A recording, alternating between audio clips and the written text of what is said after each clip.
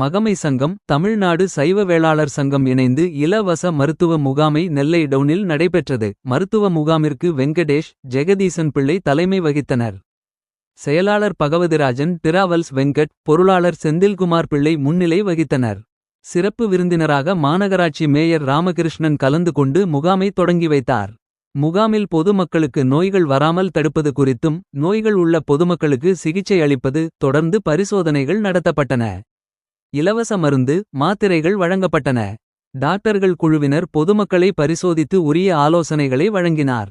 இதில் முருகேசன் பிள்ளை சேர்மக்கனி உலகநாதன் முத்துக்குமார் ஆனந்தராஜ் தச்சை அருள்ராஜ் பொறியாளர் வெங்கி மாரிக்கண்ணு சங்கரலிங்கம் சன் செல்வா ஆறுமுகம் கார்த்திகேயன் குருக்கள் உட்பட பலர் கலந்து கொண்டனர்.